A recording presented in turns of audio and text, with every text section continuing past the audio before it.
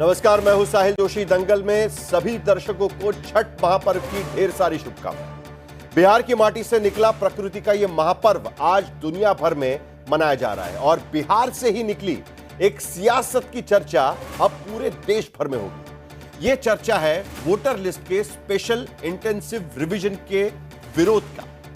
चुनाव आयोग ने आज ऐलान किया है कि अगले हफ्ते से देश के 12 राज्यों और केंद्र शासित प्रदेशों में वोटर लिस्ट की साफ सफाई यानी स्पेशल इंटेंसिव रिवीजन यानी एसआईआर की प्रक्रिया शुरू हो जाएगी। इनमें मध्य प्रदेश, छत्तीसगढ़, उत्तर प्रदेश, बंगाल, गुजरात, राजस्थान, तमिलनाडु, केरल, गोवा, अंडमान निकोबार, लक्षद्वीप और पुडुचेरी ये राज्य शामिल हैं। यह प्रक्रिया पिछले एसआईआर के बाद बने वोटर लिस्ट के मुताबिक होगी। जिनका नाम पुराने वोटर लिस्ट में है वो बिना दस्तावेज के अपना वोट मैच और लिंक कर सके। पुरानी लिस्ट आज रात 12 बजे फ्रीज हो जाएगी इन्हीं राज्यों में। इसी का छपा हुआ फॉर्म वोटर्स को मिलेगा। 2003 की लिस्ट में जिनका नाम नहीं होगा तो उन्हें माता पिता की डिटेल्स डालकर मैचिंग लिंकिंग करा सके। जिनका नाम 2003 की वोटर लिस्ट में नहीं होगा तो 11 दस्तावेजों के साथ आधार कार्ड भी वो दे सकेंगे। फाइनल वोटर लिस्ट 7 फरवरी को दिया जाएगा। वोटर लिस्ट की साफ सफाई चुनाव आयोग का संवैधानिक दायित्व है, लेकिन इससे बुरी तरह सियासत अब घुस गई है। विपक्ष वोटर लिस्ट की गड़बड़ियों के हवाले से पूरी चुनाव प्रक्रिया और चुनाव आयोग की निष्पक्षता पर सवाल उठा रहा है। इन्हीं आरोपों पर राहुल गांधी ने कई तरह के बम भी फोड़ चुके हैं, लेकिन बिहार चुनाव में एसआईआर अभी तक कोई मुद्दा बनता नजर नहीं आ रहा। इस मुद्दे पर राजनीति अब दूसरे राज्यों की ओर बढ़ रही है।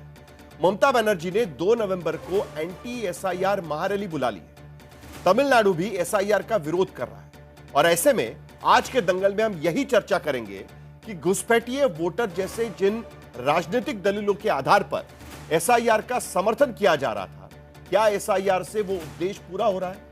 क्या एसआईआर का विरोध सिर्फ चुनाव आयोग की निष्पक्षता पर सवाल उठाने के लिए किया जा रहा है? और ऐसे कई सवाल और भी है, क्योंकि महाराष्ट्र में एसआईआर की मांग कर रहा है विपक्ष। तो जिन पर हम चर्चा करेंगे और इस पर बात भी करेंगे, क्योंकि एसआईआर का मुद्दा अब पूरे देश में चर्चा करेगा। लेकिन पहले यह रिपोर्ट देखते हैं।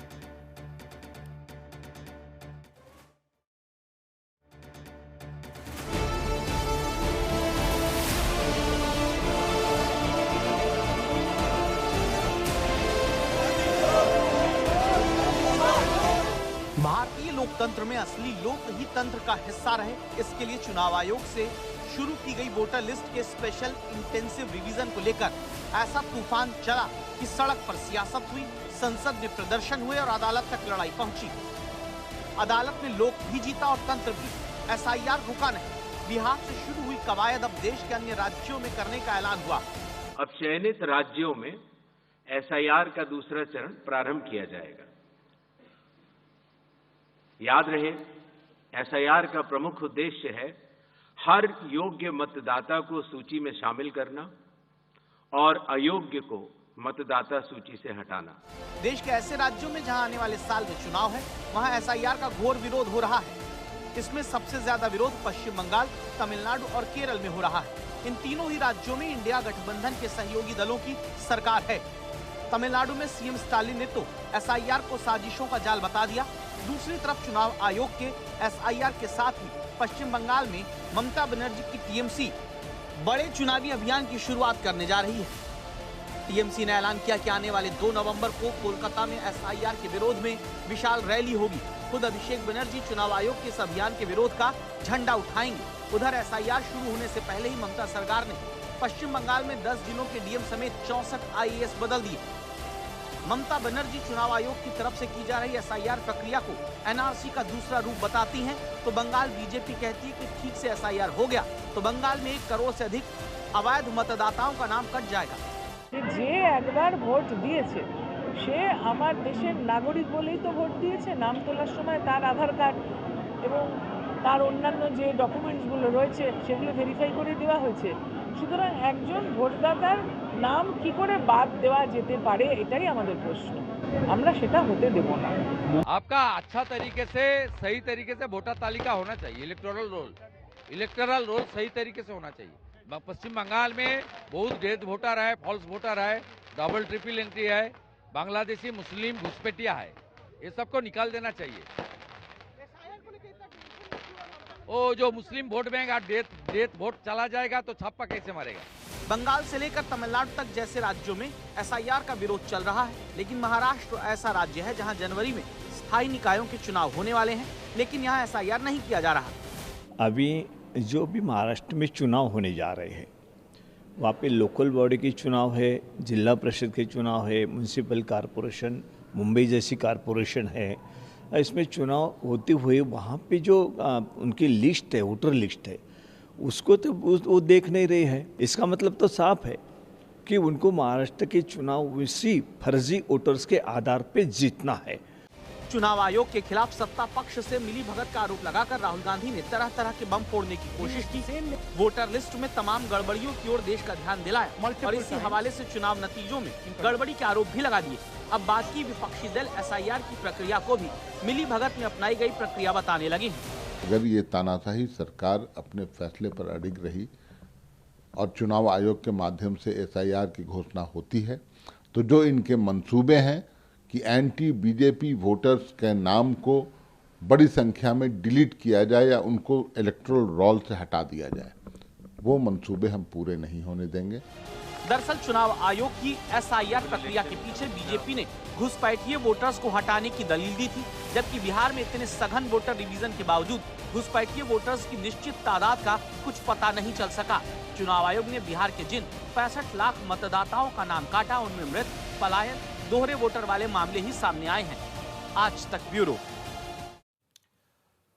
तो अब यह पूरी प्रक्रिया पूरे देश भर में की जाएगी और 12 राज्यों के नाम उसमें दिए गए। उसमें से 4 राज्य ऐसे हैं कि जहां पर अगले साल चुनाव होना बाकी है। असम के लिए नागरिकता का अलग प्रावधान चल रहा है, इसके वजह से इलेक्शन कमीशन का कहना है कि उसके लिए अलग से आदेश निकाले जाएंगे। लेकिन क्या अब यह प्रक्रिया पूरे देश भर में लागू होगी? क्या अब विपक्ष के सवाल इसको लेकर रुकेंगे या अब भी चुनाव आयोग को लेकर कई सवाल बाकी है? इस पर हम चर्चा करेंगे। हमारे साथ में प्रेम शुक्ला, भारतीय जनता पार्टी के प्रवक्ता जुड़ रहे हैं, प्रोफेसर रविकांत, कांग्रेस के प्रवक्ता इस चर्चा में शामिल होंगे, प्रोफेसर अनवर पाशा, आरजेडी के प्रवक्ता भी इसमें भूमिका रखेंगे, क्योंकि आखिरकार बिहार से होकर अब यह प्रक्रिया पूरे देश भर में जारी है। मोहम्मद अमीन, पूर्व ज्वाइंट डायरेक्टर इलेक्शन कमीशन, चुनाव आयोग के रवैये पर बात करेंगे। स्वयं प्रकाश पुरोहित, टीएमसी के प्रवक्ता भी इस चर्चा में शामिल होंगे, क्योंकि अब चुनाव आयोग ने साफ शब्दों में कहा है कि राज्य सरकार का दायित्व होता है, कानूनन दायित्व होता है, संवैधानिक दायित्व होता है कि जो स्टाफ चुनाव आयोग को लगेगा वो उन्हें देना पड़ेगा, यानी वो प्रक्रिया रोक नहीं सकते। प्रोफेसर संगीत रागी, पॉलिटिकल एनालिस्ट, उनसे भी हम पूछेंगे कि आखिरकार अब एसआईआर की प्रक्रिया को लेकर क्या रवैया अपनाया जाएगा। 3 सवालों के साथ मैं इस चर्चा की शुरुआत करना चाहता हूं। पहला सवाल, क्या इंडिया गठबंधन पूरे देश में एसआईआर प्रक्रिया का भी विरोध करेगा? क्योंकि कुछ राज्यों में इंडिया गठबंधन मांग कर रहा है कि एसआईआर की जाए, लेकिन उस राज्य का नाम इस सूची में तो कम से कम नहीं दिखाई दे रहा है। दूसरा सवाल, क्या विपक्ष एसआईआर के निष्पक्षता पर बिना सबूतों के सवाल उठा रहा है? और तीसरा सवाल, क्या घुसपैठिए वोटर पकड़ने के लिए एसआईआर कराने की राजनीतिक दलील नाकाम साबित हुई है? क्योंकि बार बार चुनाव आयोग की तरफ से यही कहा जा रहा था, राजनीतिक पार्टियों की तरफ से भी यह कहा जा रहा था कि घुसपैठियों को रोकने के लिए दरअसल एसआईआर हो रहा है, और विपक्ष एसआईआर को रोकने की कोशिश इसी वजह से कर रहा है क्योंकि वो घुसपैठियों का साथ लेना चाहता है। तो तमाम सवाल इस पूरे मुद्दे को लेकर है, इस पर हम चर्चा करेंगे। शुरुआत करते हैं कांग्रेस की तरफ से, क्योंकि सबसे बड़ा मुद्दा इस पूरे मामले को लेकर कांग्रेस ने उठाया था। अब सवाल यह होता है प्रोफेसर रविकांत कि कांग्रेस बार बार यह कहती रही है कि वोटर लिस्ट में कई ऐसे वोटर्स हैं जिनके नाम 3-3, 4-4 बार लिखे गए। अब चुनाव आयोग कह रहा है कि ठीक है, अब तो हम पूरे देश भर में करेंगे। 12 राज्यों के नाम भी उन्होंने घोषित कर दिए, केंद्र शासित प्रदेश भी है उसमें। अब आपको संतुष्टि है? एसआईआर की प्रक्रिया होनी चाहिए अब, ऐसा आपको लगता है? क्योंकि वहां पर चुनाव भी काफी देरी से होंगे, तुरंत तो कोई चुनाव है नहीं वहां पर। देखिए साहिल जी, जो सवाल बिहार में हुई एसआईआर पर खड़े हुए थे, उसका जवाब अभी चुनाव आयोग ने नहीं दिया। चुनाव आयोग की प्रेस कॉन्फ्रेंस भी आपने देखी होगी, जिसमें कुछ पत्रकारों ने ये सवाल पूछा कि साहब घुसपैठियों को लेकर के एसआईआर कराया गया था, मुद्दा क्या है? बीजेपी का या चुनाव आयोग किस बात को लेकर के चिंतित है? आज भी जो कहा गया कि योग्य और अयोग्य मतदाताओं के बीच का फर्क करना है, तो साहब बिहार में कितने अयोग्य मतदाता मिले, कितने घुसपैठिए मिले? जवाब था शून्य, एक भी नहीं बताया उन्होंने।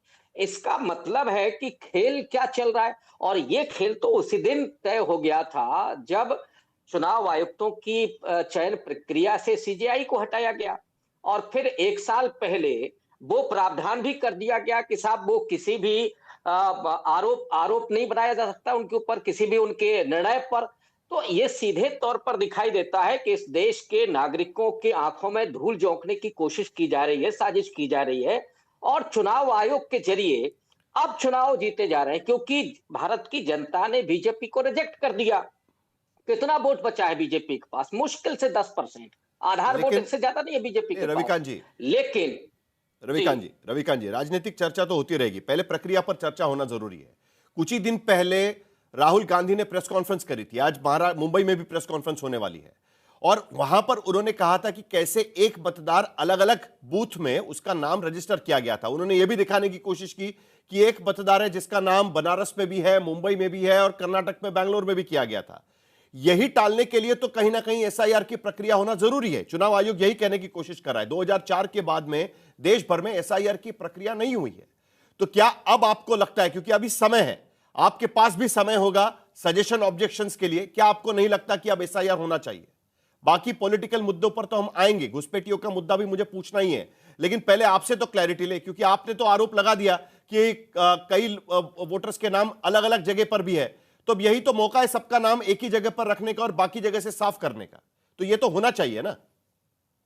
देखिए, देखिए, कांग्रेस पार्टी ने कभी भी किसी भी सुधार का विरोध नहीं किया है, और ऑब्वियस है कि इस देश में कांग्रेस पार्टी ने अपने पहले चुनाव से लेकर के और यहां तक उसी के हाथ में सरकार रही, सत्ता रही, और ढेर सारे सुधार भी हुए।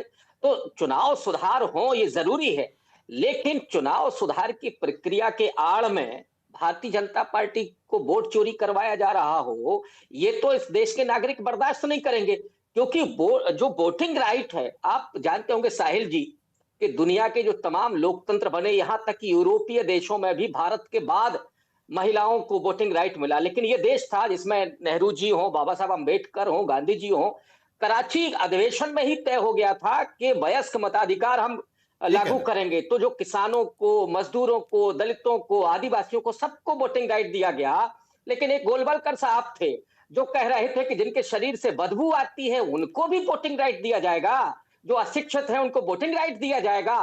तो अब ये जो खेल चल रहा है, दरअसल दलितों, वंचितों को, आदिवासियों को, मुसलमानों को वोटिंग राइट उनका छीन लेना, ये वो खेल चल रहा है चुनाव आयोग के जरिए। इसीलिए मैं आरोप लगा रहा हूं, कांग्रेस पार्टी मैं आपके पास अभी दोबारा आऊंगा, क्योंकि आप ही की पार्टी, आपका इरादा साफ नहीं है, क्योंकि जो सवाल हमने बिहार में उठाए थे क्या, या कर्नाटक में उठाए थे, राहुल गांधी जी ने महाराष्ट्र में उठाए थे, उनका जवाब दिया क्या चुनाव आयोग ने? एक संवैधानिक संस्था होने के नाते उसकी जिम्मेदारी है, क्योंकि ये सवाल सिर्फ राहुल गांधी जी का नहीं है या कांग्रेस पार्टी का नहीं है, ये देश के उन नागरिकों का सवाल है जिनका वोट चोरी हो रहा है, या बहुत सारे लोगों फर्जी वोटर के जरिए चुनाव जीते जा रहे हैं।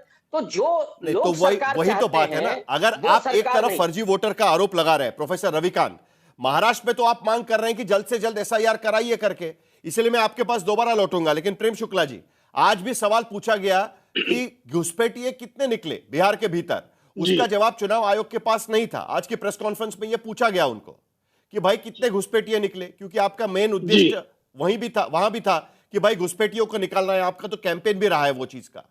तो कितने घुसपैठिए निकले उसका जवाब आज भी नहीं दे पा रहे। अब तो चुनाव हो जाएगा बिहार के भीतर। देखिए, मुझे नहीं लगता है कि चुनाव आयोग का काम घुसपैठियों का जो है निशानदेही करना है। ऐसा चुनाव आयोग का दायित्व है, ऐसी मेरी जानकारी नहीं है।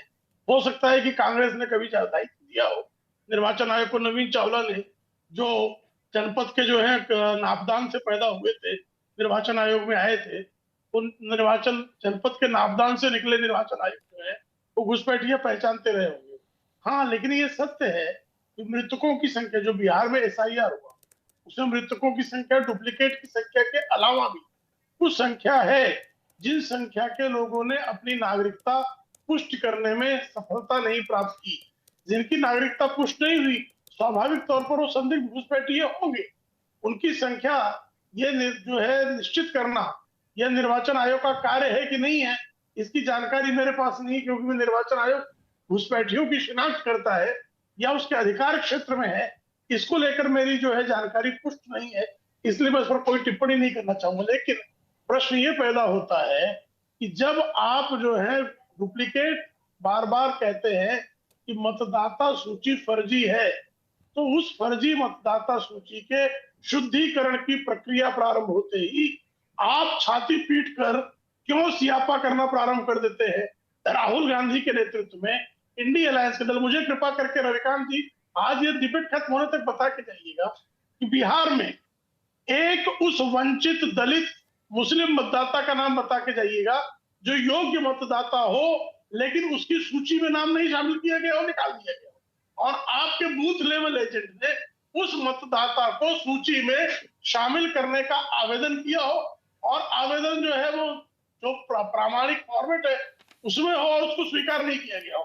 सुप्रीम कोर्ट ने बारंबार प्रशांत भूषण से भी यह प्रश्न पूछा कि कृपा करके मुझे उस मतदाता का नाम, मतदाता के उस समूह का नाम, संख्या बता दें जिनको योग्यता के बावजूद मतदाता सूची में एसआईआर के दौरान स्थान नहीं मिला। आज दिन तक सर्वोच्च न्यायालय को ये झूठे फर्जी दावे करने वाले फ्रॉड लोगों ने आज तक सर्वोच्च न्यायालय को वह सूची सुपुर्द नहीं की है, क्योंकि इस तरह की कोई सूची मौजूद ही नहीं है। ऐसा कोई व्यक्ति नहीं है, चुनाव आयोग में वंचित दलित या कोई सामान्य नागरिक भी ऐसा मौजूद नहीं है। चुनाव आयोग में आज सवाल पूछा गया, में नाम होने की योग्यता हो और उसको मतदाता सूची में स्थान न मिला हो। प्रोफेसर रविकांत, आज चुनाव आयोग की इस प्रेस कॉन्फ्रेंस में सवाल पूछा गया कि एआरओ के पास में कितने सजे ऑब्जेक्शंस आए, तो अपील्स कितनी आई जो लिस्ट आई उसके खिलाफ, तो उनका यह कहना था कि 0। यह उनका जवाब था आज की स्थिति में। इसके लिए सवाल आपसे भी होगा। प्रेम शुक्ला जी, आपको भी मैं कहना चाहूंगा क्योंकि इलेक्शन कमीशन का स्टेटमेंट है और वो भी स्टेटमेंट था जुलाई का, उसमें उन्होंने लिखा है कि म्यांमार, नेपाल और बांग्लादेश से बिहार के भीतर स्पेशल इंटेंसिव रिवीजन में वोटर्स पकड़े गए हैं। आज उनको पूछा कितने वोटर पकड़े गए, तो उसका जवाब उनके पास नहीं था। यह भी बड़ी दिलचस्प बात है। लेकिन चर्चा आगे बढ़ाने से पहले, क्योंकि संजय शर्मा, मैं आता हूं आपके पास, संजय शर्मा हमारे साथ जुड़ रहे हैं क्योंकि उस प्रेस कॉन्फ्रेंस में आज संजय शर्मा मौजूद थे। कुछ सवाल उनसे भी जानने की कोशिश करेंगे कि जो सवाल पूछे गए मुख्य चुनाव आयुक्त से, क्या इसके जवाब मिल पाए। संजय शर्मा, यहां पर कांग्रेस के प्रवक्ता भी पूछ रहे हैं कि बिहार में जो सवाल पूछे गए कि कितने घुसपैठिए मिले, कितने लोगों के नाम कटे, उससे बिहार से क्या सीखा चुनाव आयोग ने, क्या उसके जवाब मिल पाए हैं संजय शर्मा आज के प्रेस कॉन्फ्रेंस में? उनके जवाब अपनी तरफ से आयोग ने तो दे दिए, लेकिन हमें लगता है कि जिस तरह के जवाब मिलने चाहिए थे, पर्टिकुलर स्पेसिफाइड जवाब मिलने चाहिए थे, वैसे जवाब नहीं मिले हैं। उनका सीधे ये कहना है कि जो प्रक्रिया तय है लोक प्रतिनिधित्व प्रणाली में और उस अधिनियम के तहत और संविधान के तहत जो अधिकार, जो प्रक्रिया तय है, उस प्रक्रिया का पालन किया जा रहा है।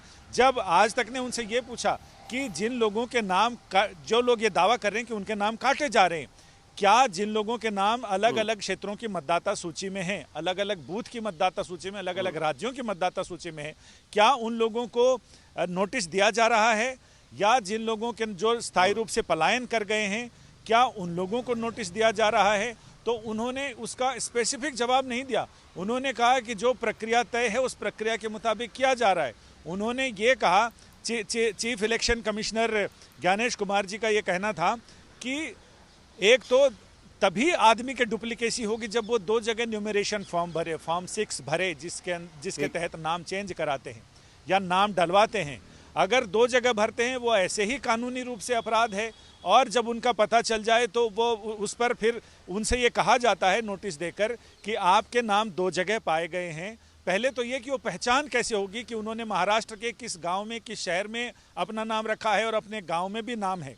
पहले तो पहचान मुश्किल है, पहचान हो गई तो निर्वाचन आयोग का कहना है कि प्रक्रिया के तहत हम उससे कहते हैं कि आपको कौन सा नाम रखना है, एक जगह नाम रखिए, दूसरी जगह का नाम कटाइए।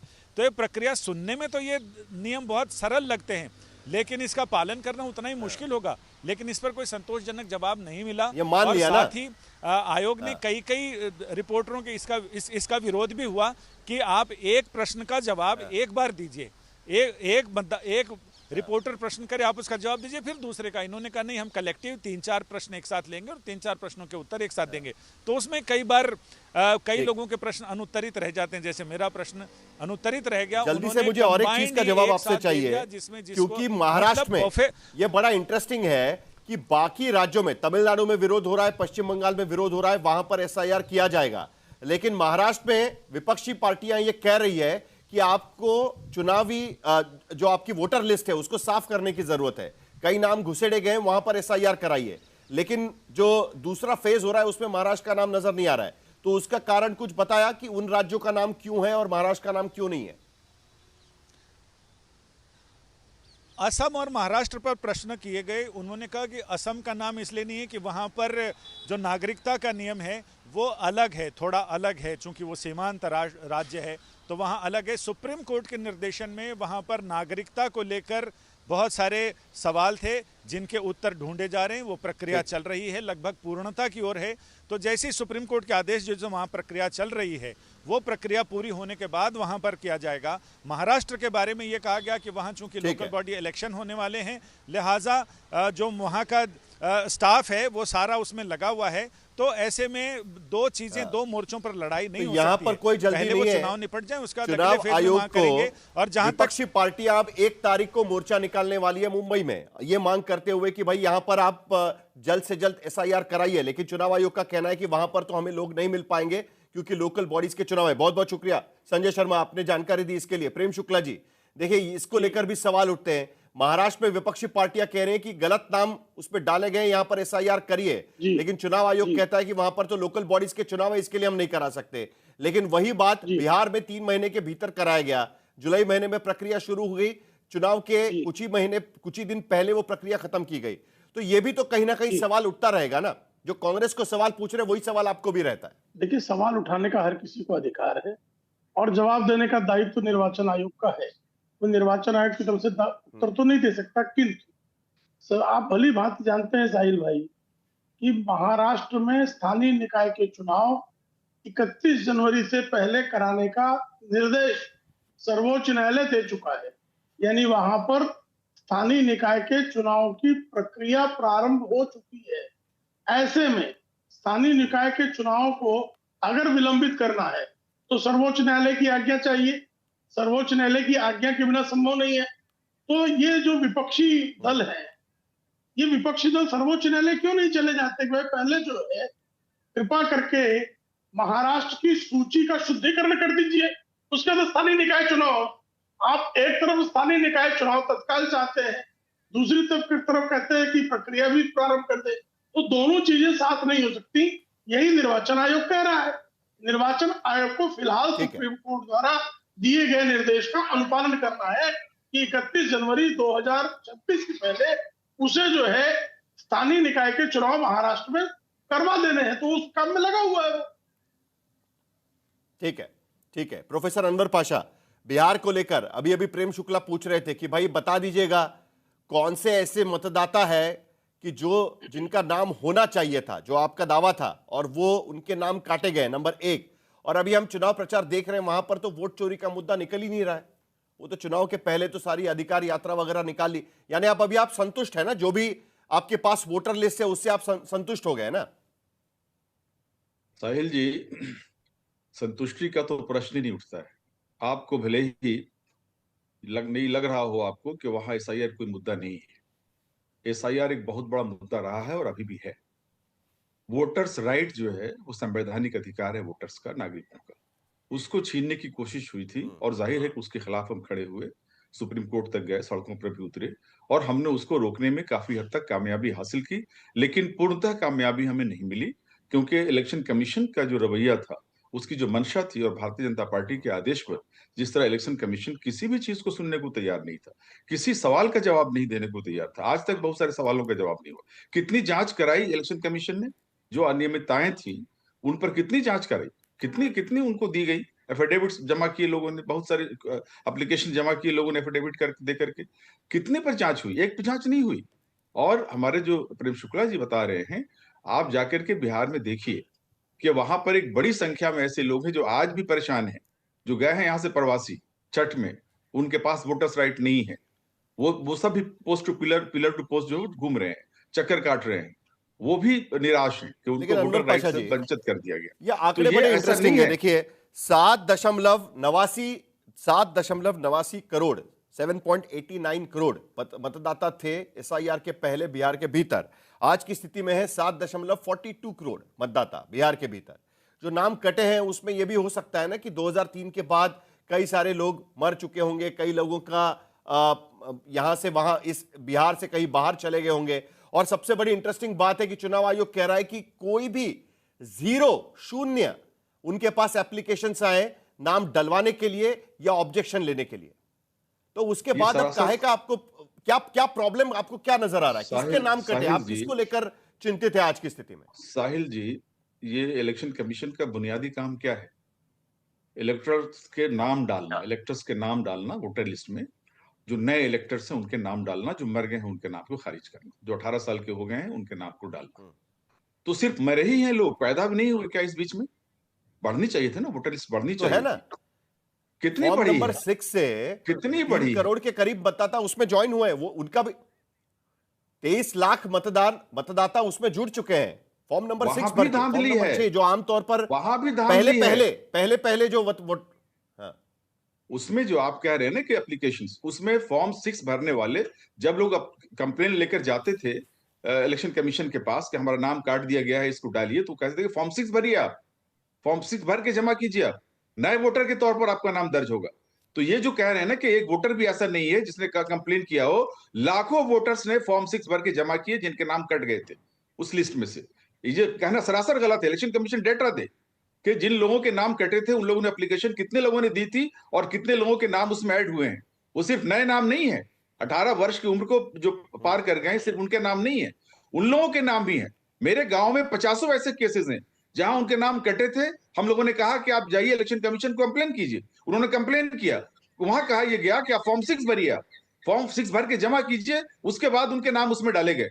बड़ी संख्या में ऐसे लोगों के नाम डाले गए जिनके नाम नहीं समझ में आती कि जब बीएलएस वहां पर अपॉइंट किए जाते हैं पार्टी की तरफ से, यह आंकड़ा क्यों आता है? देखिए एक तरफ तो आप यह आंकड़ा बता रहे हैं, लेकिन दूसरी तरफ चुनाव आयोग कहता है कि शून्य एप्लीकेशन, कोई भी ऑब्जेक्शन नहीं, कोई भी ये एप्लीकेशन नहीं आ रहा है कि भाई यहां पर इसका नाम ऐड करिएगा। बीएलए की तरफ से क्यों नहीं एप्लीकेशन आ पाते? आपके पास तो अब तो लिस्ट आ गई होगी ना, सुप्रीम कोर्ट ने आदेश भी दिया था इस बात को लेकर, आप ही गए थे। बता तो रहा हूं, मैं आपको बता रहा हूं साहिल जी कि बीएलएस के जरिए ही बहुत सारे नामों के एप्लीकेशंस दिए गए।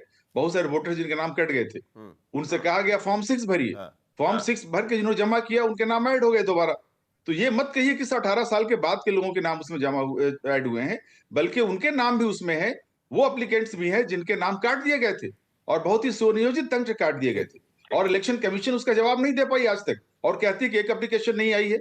वो पहले जांच तो कराए कि उसमें से कितने नाम ऐसे हैं जो कटे थे और दोबारा शामिल हो गए, इसका भी तो लेखा जोखा दे इलेक्शन कमीशन। मोहम्मद अमीन, मुझे मोहम्मद अमीन के पास जाना है इस बात को लेकर कि क्या आपको लगता है कि एसआईआर प्रक्रिया को लेकर जो सवाल उठे हैं उस बात को लेकर चुनाव आयोग को और भी स्पष्टता से लोगों के सामने आना चाहिए? मैं आपके पास आता हूं, लेकिन जरा एक बार मुझे टीएमसी के प्रवक्ता से पूछना है, स्वयं प्रकाश पुरोहित हमारे पास में, क्योंकि आज बंगाल को लेकर स्पेसिफिक सवाल पूछा गया था। 2 तारीख को आप बंगाल में वहां पर मोर्चा भी निकलने वाला है। आज चुनाव आयोग ने साफ शब्दों में कहा कि आपकी संवैधानिक जिम्मेदारी है कि आपको उन्हें लोग मुहैया कराने पड़ेंगे, जो बीएलओज होंगे वो मुहैया कराने पड़ेंगे।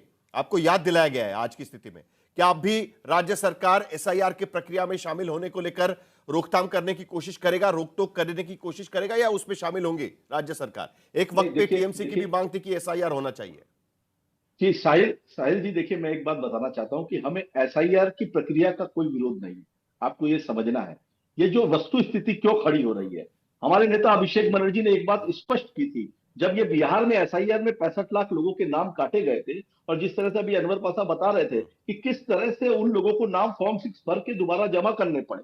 जब सुप्रीम कोर्ट ने माना कि आधार कार्ड को डॉक्यूमेंट माना गया और भी लोगों जो उनको डॉक्यूमेंट को हटाया गया था, वो दोबारा सुप्रीम कोर्ट के दबाव से इलेक्शन कमीशन ऑफ इंडिया को मानना पड़ा।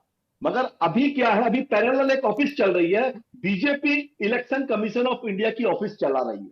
ये आपको देखना है। अमित शाह जी कल बयान दे रहे हैं, बिहार में भाषण दे रहे हैं कि मैं 2 चरणों की जगह 1 चरण में चुनाव करा दूंगा। अरे भाई, आप गृह मंत्रालय आपके हाथ में है, इलेक्शन कमीशन ऑफ इंडिया का काम आपके हाथ में नहीं है। ये काम ज्ञानेश कुमार जी को करने दीजिए, मगर आप तो अपने हिसाब से मॉनिटरिंग कर रहे हैं। अभी पश्चिम बंगाल हो, क्या जिन राज्यों में भारतीय जनता पार्टी की सरकारें नहीं है, उन राज्यों के अंदर में कैसे डिस्टर्ब करना है। आपने अभी अभी कहा कि सीमावर्ती इलाका है आसाम, मगर पश्चिम बंगाल भी तो सबसे ज्यादा बड़ा सीमावर्ती इलाका है। पूरे देश में सबसे बड़ा सीमावर्ती इलाका है, जिसमें कितने राज्य, झारखंड हो, आसाम हो, त्रिपुरा, सब राज्यों की सीमाएं जुड़ती है। उसके अलावा बांग्लादेश की सीमा जुड़ती है। मगर हमारे जो देश के गृह मंत्री है, वो बैठ करके भाषणों में बोलते हैं कि हम बंगाल, बिहार में 1 चरण में चुनाव करवा दूंगा, मुझे जिता दीजिए। ये राजनीति नहीं है तो क्या है? आप देखिए, अभिषेक बनर्जी ने एक बात स्पष्ट की थी कि आप 2024 में जब आप जीत करके आए, उन्हीं लोगों ने वोट दिया, उन्हीं के वोटों से आपको 238, 240 सीटें मिली और आप अभी सत्ता चला रहे हैं। आप अभी पूरे राज्य के, देश के अंदर में द्रौपदी मुर्मू जी के अंदर में आप दे दीजिए और राष्ट्रपति शासन लगा करके आप कराइए एफआईआर, पूरे राष्ट्र में कराइए। 1 साल कोई चुनाव मत कराइए, कहीं चुनाव मत कराइए, हम आपके साथ सहमत है। मगर ये जो धमकी देना कि इस तरह से हम चुनी हुई राज्य सरकारों का, आज ही सुप्रीम कोर्ट का ऑर्डर आया, चुनी हुई राज्य सरकारों का पैसा रोकना, वहां पे इलेक्शन कमीशन की दोष दिखाना, कभी सीबीआई ईडी का शुक्ला जी आपको जवाब देना है उसका, लेकिन स्वयं पुरोहित जी ये बड़ा दिलचस्प है कि थोड़ा सा कंफ्यूजन नहीं होगा, क्योंकि देखिए 1 नवंबर को यहां पर मुंबई में सभी विरोधी दल मोर्चा निकाल लेंगे ये मांग करते हुए कि चुनाव से पहले एसआईआर की प्रक्रिया यहां पर की जाए, और 2 तारीख को वहां पर कोलकाता में टीएमसी मोर्चा निकालेगी ये कहते हुए कि एसआईआर की प्रक्रिया मत करिए करके। ये तो दोनों तरफ से बात करना हो गया ना। किसी भी जेन्युइन वोटर का वोट काटा गया, उसके लिए तृणमूल कांग्रेस के बहुत सी गरीबी है। गांव में जाइए, लोगों के पास में खाने की व्यवस्था नहीं है। 80 करोड़ लोग आज देश के अंदर में राशन 5 किलो लेकर के गुजारा कर रहे हैं। ऐसे ऐसे लोगों के पास में डॉक्यूमेंट, बूढ़े लोग हैं, बुजुर्ग लोग हैं, बीमार लोग हैं, उनको आप इस तरह से एक परेशानी में नहीं धकेल सकते हैं। एक एंजाइटी, एक घबराहट उन लोगों के मन में जो आप पैदा कर रहे हैं, ये ठीक नहीं है। वो भारत देश के नागरिक है और पूरा विश्व आपको देख रहा है। सरकारी पार्टी के, सरकार में शामिल पार्टी के स्टेटमेंट्स की वजह से विपक्ष कहीं ना कहीं सवालों के घेरे में डालने की कोशिश करता है चुनाव आयोग को। एक तरफ एसआईआर की मांग भी कर रहे हैं और दूसरी तरफ वो कह रहे हैं कि एसआईआर की प्रक्रिया भी ठीक तरीके से नहीं लगाई जाती। क्या यह दुविधा है इसके वजह से? घुसपैठियों की बात चुनाव प्रचार में बीजेपी की तरफ से की गई। क्या यह वजह है कि आज चुनाव आयोग ये नहीं कह पा रहा है कि कितने घुसपैठिए पकड़े गए और इसी की वजह से यह टसल दरअसल चल रहा है? अगर किसी ने कहा तो क्या वो गलत होगा? प्रोफेसर रागी।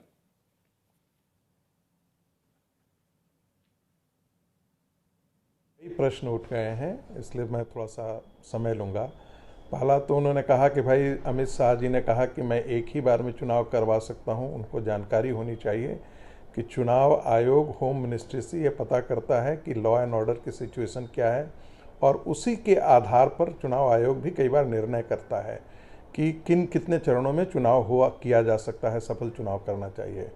जहाँ तक विरोध का सवाल है, जब पिछली बार विरोध किया गया था बिहार को लेकर के, तब सवाल क्या थे?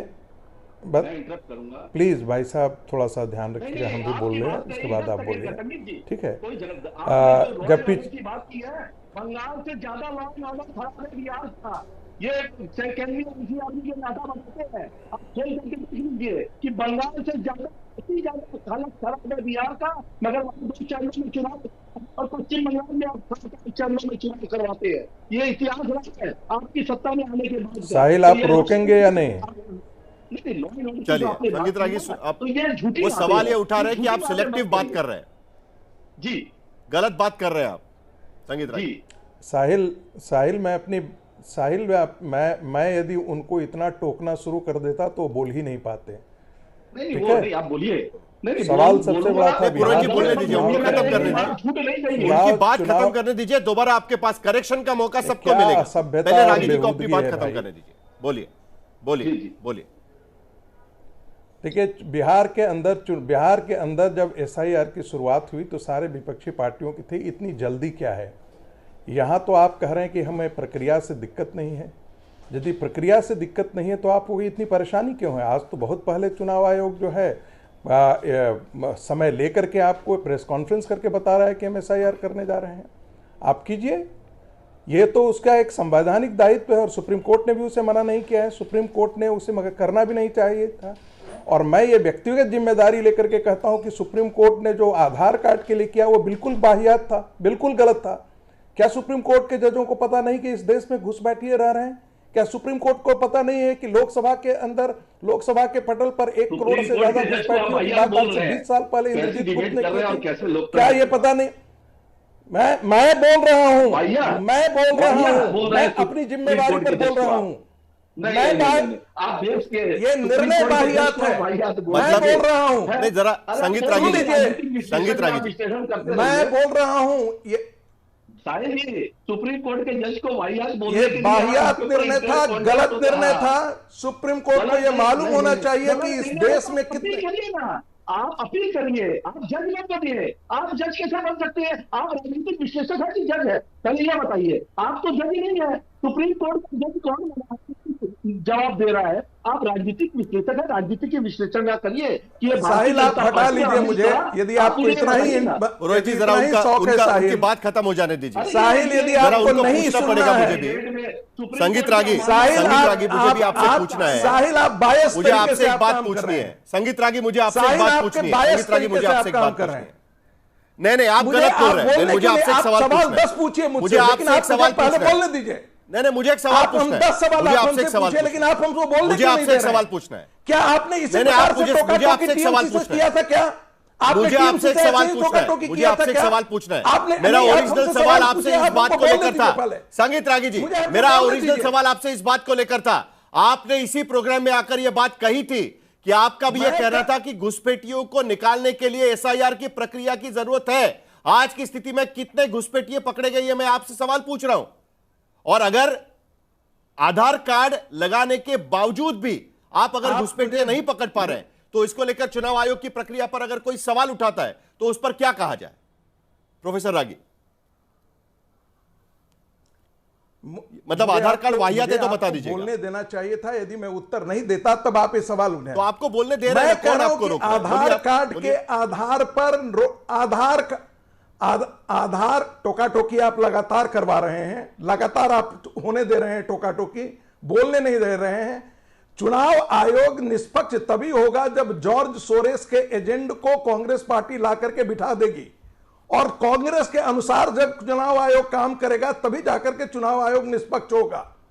क्योंकि जॉर्ज सोरेस जब तक इस भारत में नहीं आकर के चुनाव आयोग करते हैं, एक व्यक्ति 56 दिन से बाहर रहता है और वोट चोरी का आकर के नारा दे देता है। आज तो वोट चोरी का राहुल गांधी नारा नहीं दे रहे हैं। कोलंबिया से घूम करके 56 दिन बाद आते हैं और चुनाव हार जाते हैं। इसके बाद कहेंगे कि अरे वहां तो बिहार में वोट चोरी हो गई।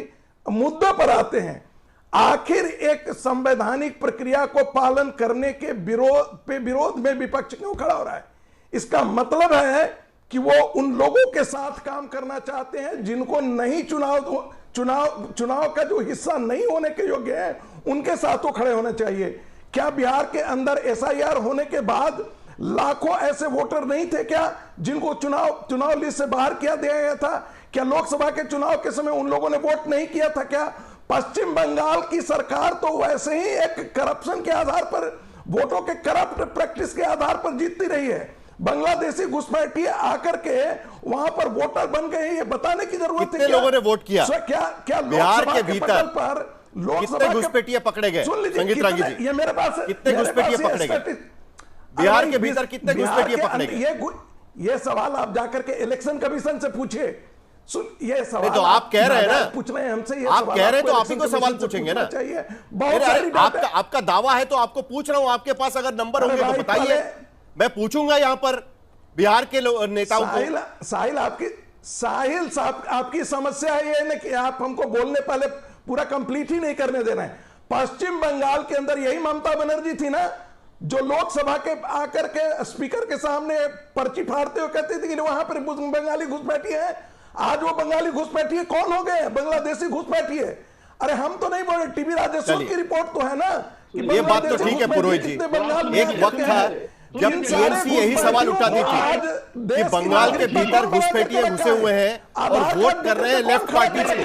आज की स्थिति में वही सवाल आप पूछ रहे हैं कि आप उन लोगों के नाम हटाने की कोशिश की जा रही है चुनाव आयोग की तरफ से एसआईआर के जरिए। आप ही का सवाल, आप ही का जवाब। जी, पश्चिम बंगाल में जिस तरह से ममता बनर्जी ने 34 साल के वामपंथियों को उखाड़ के फेंका है, उसका एक ही मुद्दा था, नो आईडी नो वोट की मांग किसने की थी? मैं संगीत रागी जी से और भारतीय जनता पार्टी के सारे के सारे बांग्लादेशी घुसपैठिए आपके साथ टीएम की सरकार बेशर्म है, टीएमसी बेशर्म है। टीएमसी की बेशर्मी इस तरह है कि वो राष्ट्रद्रोहियों के साथ खड़ी हो जाती है। ये बेशर्मी है टीएमसी की। आप देख सकते हैं, मगर लोकतंत्र की रक्षा करने के लिए देश के अंदर में एक नेतृत्व महिला मुख्यमंत्री जिसका नाम है घुसपैठियों को भारत के अंदर। चलिए ठीक है मोहम्मद अमीन, चलिए 2 मिनट दोनों को शांत करिएगा। मोहम्मद अमीन, एक बार फिर एसआईआर को लेकर, एसआईआर की मांग भी हो रही है कि एसआईआर होना चाहिए क्योंकि विपक्षी पार्टियां कह रही है कि कई जगह पर गलत नाम घुसे हुए हैं, और दूसरी तरफ एसआईआर के चक्कर में सही लोगों के नाम कट जाएंगे, जिनके पास कागजात लाना मुश्किल है उनके नाम कट जाएंगे, गरीबों के नाम कट जाएंगे। यह भी आरोप दूसरी तरफ से। चुनाव आयोग इस मामले को लेकर किस तरीके से आगे बढ़े, क्योंकि अब 12 राज्यों में होगा एसआईआर की।